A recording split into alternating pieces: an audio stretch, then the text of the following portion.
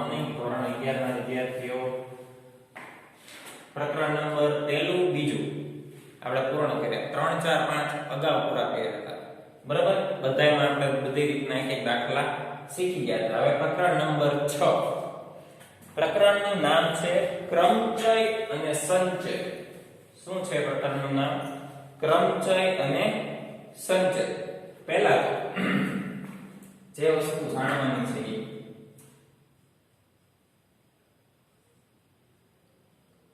ક્રમચયનો અર્થ અને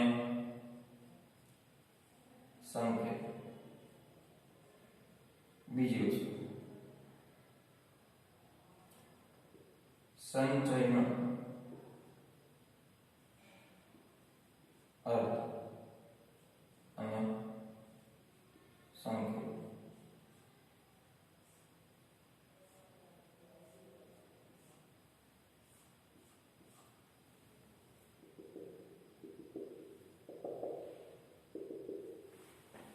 ચાલો જાણીએ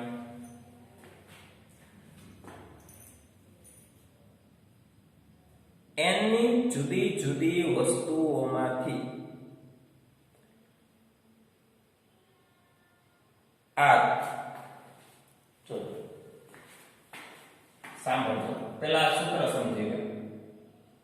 n ની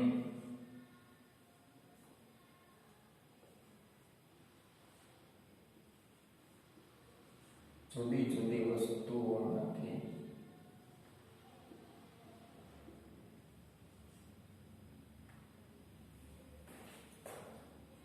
આ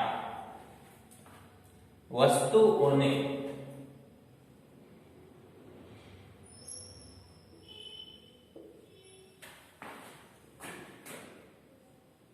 ભિન્ન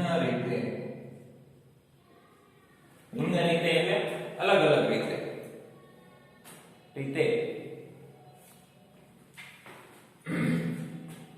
અલગ સ્થાનમાં મૂકવામાં આવે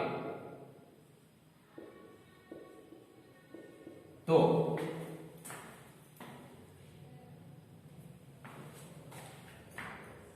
એક સંકેત છે 1 less than r or equal to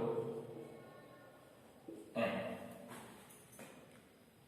ક્રમમાં ગોઠવવાના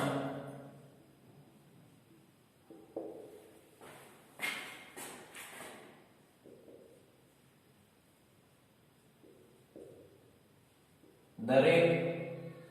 વિકલ્પને ક્રમમાં ગોઠવવાના દરેક વિકલ્પને ક્રમચય કહે છે ક્રમચય કહે છે બરાબર એટલે ટૂંકમાં મહત્વ શેનું દર્શાવે છે તો કે ક્રમ ગોઠવવાનું શેમાં છે ક્રમમાં બરાબર છે હવે તેને સંકેતમાં ક્રમચયને સંકેતમાં n p r વડે દર્શાવે છે n p r ક્રમ બરાબર n p r પછી સંચય n p r એટલે શું તો કે ઈ આપણે હમણાં જોઈએ એક જ મિનિટમાં તમને ખ્યાલ આવી જશે પછી સંચય જોઈ લઈએ n વસ્તુઓમાંથી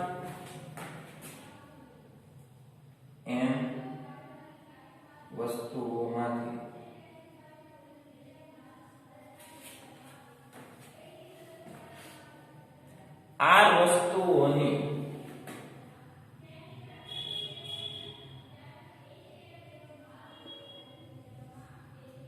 પસંદ કરવાની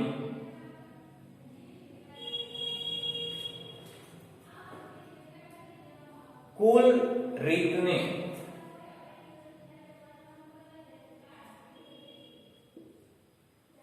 સંચય કહે છે n વસ્તુઓમાંથી r વસ્તુઓની પસંદગી પસંદગી કરવાની કુલ રીતને સંચય કહે છે અને સંકેતમાં NPR અને સંચયને NCR વડે દર્શાવાય છે બરાબર ક્રમચયને P વડે અને સંચયને કેની વડે C વડે દર્શાવાય છે બરાબર હવે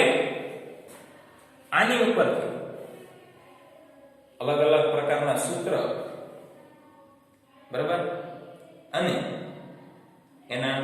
દાખલાઓ આપણે નેક્સ્ટ લેક્ચરથી જોશું બરાબર પહેલા નેક્સ્ટ લેક્ચરમાં આપણે ઉદાહરણની એક્ઝામ્પલ્સ અને થોડુંક સૂત્ર જોઈ લેશું સમજણ મેળવી લેશું બાકીના નેક્સ્ટ લેક્ચરથી આપણે દાખલા શરૂ કરશું બહુ ટૂંકા છે ખાલી ત્યાં સુધીમાં સંકેતમાં શું કહેવાય યાદ રાખી લેજો બરાબર